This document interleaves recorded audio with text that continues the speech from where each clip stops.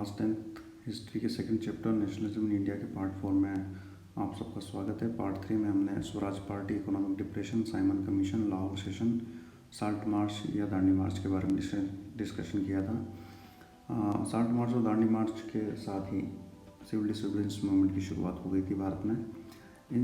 इस पार्ट में हम देखेंगे कि how participants saw this civil disobedience movement. Different जो सोशल ग्रुप्स थे इंडिया के, उनकी क्या एक्सपेक्टेशन थी सिविल डिसोबीडियंस मूवमेंट में से, और उन्होंने क्यों उसमें पार्टिसिपेशन किया।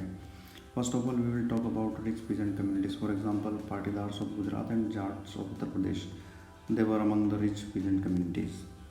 और ये जो रिच पीजेंट्स थे, ये generally they were growing commercial crops, और कमर्शियल क्रॉप्स वो इसलिए उगाते थे क्योंकि उसमें इनकम अच्छी हो जाती थी, और ज़्यादातर जो कमर्शियल क्रॉप्स थी वो भारत से एक्सपोर्ट करके दूसरे देशों में भेजी जाती थी। But as we know that during 1926 to 1930 world was facing economic depression, तो इसलिए जो एक्सपोर्ट था इंडिया का वो काफ़ी कम हो गया। एग्रीकल्चर प्रोडक्ट्स जो भारत से बाहर भेजे जाते थे उसमें भी काफ़ी कमी आई। तो इसकी वजह से जो दाम थे क्रॉप्स के वो काफ़ी कम हो गए, और जब दाम कम हो गए तो जो फार्मर्स थे, rich farmers, they found themselves unable to pay land revenue. उन्हें लगा कि अब वो जो लैंड रेवेन्यू है उसको पे नहीं कर पाएंगे, क्योंकि उनकी फसलों के दाम उन्हें नहीं मिल पा रहे थे। That's why they demanded in reduction in land revenue. इसलिए उन्होंने ये मांग की कि लैंड रेवेन्यू को कम किया जाए। और जब ये सिविल डिसोबीडियंस मूवमेंट की शुरुआत हुई तो उन्होंने रेडिली इसमें पार्टिसिपेशन किया, और काफ़ी जोश खरोश के साथ उन्होंने साल भर तक इसमें पार्टिसिपेशन किया। But in 1931 after the Gandhi Irwin pact the movement was called off. जब गांधी इरविन पैक्ट के साथ ही मार्च 1931 में आंदोलन को ख़त्म किया गया तो उन्हें बड़ी निराशा हाथ लगी, क्योंकि तब तक भी उनकी जो मांग थी, मुख्य मांग लैंड रेवेन्यू को कम करने की, वो नहीं मानी गई थी। So when Gandhi restarted the movement after the failure of the second round table conference, the rich peasant communities did not participate. Now we talk about poor peasants. Poor peasants had different problem from rich peasants. इनकी समस्या दूसरी थी. Most of the poor peasants were not having their own land to cultivate. They were taking land on rent from the big farmers or from landlords. और ये जो किराया था ये काफ़ी ज़्यादा होता था जनरली। और जब 1926 और 1930 के समय जब वर्ल्ड वाइड इकोनॉमिक डिप्रेशन था, तो पुअर पीजेंट्स को भी लगा कि वो ये किराया देने की स्थिति में नहीं है। That is why they demanded remittance of unpaired rent. उन्होंने ये मांग की कि जो भी किराया बकाया है उसको माफ़ कर दिया जाए। और उन्होंने कई हिस्सों में, भारत के कई हिस्सों में नो रेंट कैंपेन भी चलाया कि हम कोई किराया ज़मीन का नहीं देंगे। लेकिन Congress was not ready to support this campaign. Congress तैयार नहीं थी इस तरह के कैंपेन्स को सपोर्ट करने के लिए, क्योंकि इसमें खतरा था कि जो रिच पीजेंट्स थे या लैंडलॉर्ड्स थे, जो कांग्रेस के मेंबर थे या कांग्रेस को सपोर्ट किया करते थे, वो नाराज़ हो जाएंगे। Now we talk about business class. Business class जो थी इंडिया की, उनकी क्या एक्सपेक्टेशंस थी, इसके बारे में हम बात करते हैं। Indian business class they made huge profit during the first world war. First world war के दौरान जब यूरोप में बहुत ज़्यादा डिमांड्स थी डिफरेंट गुड्स और आर्टिकल्स की, तो उस समय उन्होंने इंडिया की तरफ रुख किया, और भारत के जो उद्योगपति थे उन्होंने उस समय एक्सपोर्ट करके काफ़ी सारा प्रॉफिट उस समय कमाया था। लेकिन 1926 और 1930 के जो वर्ल्ड वाइड इकोनॉमिक डिप्रेशन है, उसका असर इंडियन इंडस्ट्रियलिस्ट पर भी आया। और जो वो अभी तक डिमांड्स करते आ रहे थे कि कॉलोनियल गवर्नमेंट को अननेसेसरी रेस्ट्रिक्शंस इकोनॉमी पर नहीं लगाने चाहिए, और जो भारतीय उद्योगपति वगैरह हैं उनके ऊपर काफ़ी ज़्यादा जो सख्तियाँ लगा रखी थी उन्हें हटाई जाए। और वो ये भी डिमांड करते थे कि बाहर से जो इम्पोर्ट्स हैं उसको कम किया जाए, ताकि उनकी जो इंडस्ट्रीज़ हैं उनको डेवलप होने का मौका मिले। तो इसी को ध्यान में रखते हुए उन्होंने अपने कुछ और ऑर्गेनाइजेशन भी सेटअप किए थे। फॉर एग्जांपल एक उनका ऑर्गेनाइजेशन था IICC, Indian Industrial Commercial Congress, and it was set up in 1920.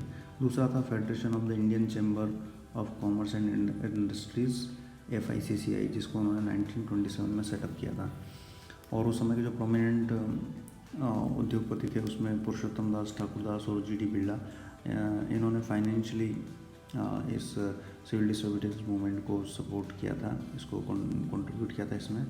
और उन्हें यह होप थी कि जब ये मूवमेंट सक्सेसफुल होगा, स्वराज आएगा, तो इसका मतलब ये होगा कि जो इंडियन इंडस्ट्रीज़ के ऊपर अनवांटेड रेस्ट्रिक्शंस लगे हुए हैं वो सब हट जाएंगे। लेकिन सेकेंड राउंड टेबल कॉन्फ्रेंस के फेल हो जाने के बाद वो सब निराश हो गए, उनकी जो एक्सपेक्टेशंस थी वो पूरी नहीं हुई। इसके साथ साथ वो कांग्रेस के अंदर उन लीडर्स से भी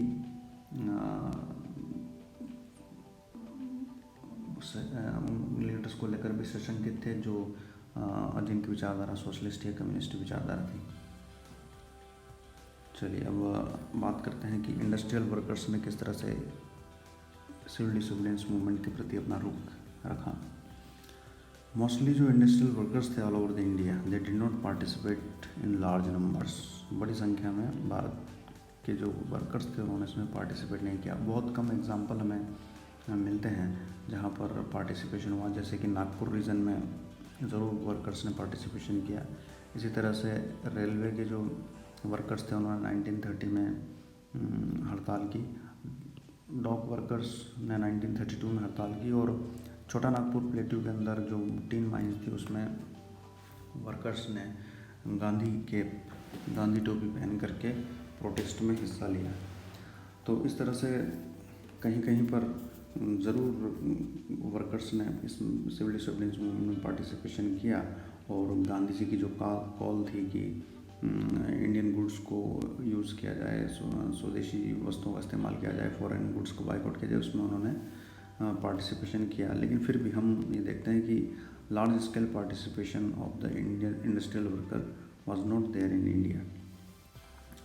नेक्स्ट हम बात करते हैं वुमेन्स पार्टिसिपेशन की, महिलाओं के भागीदारी की।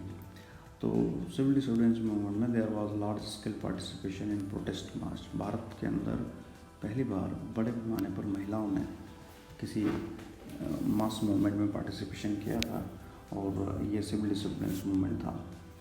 इस दौरान उन्होंने कौन कौन सी एक्टिविटीज़ की महिलाओं ने? दे मैन्युफैक्चर्ड सॉल्ट, जैसे गांधी जी ने नमक बनाया दांडी में, उसके बाद कई जगह पर महिलाओं ने भी नमक बनाना शुरू कर दिया।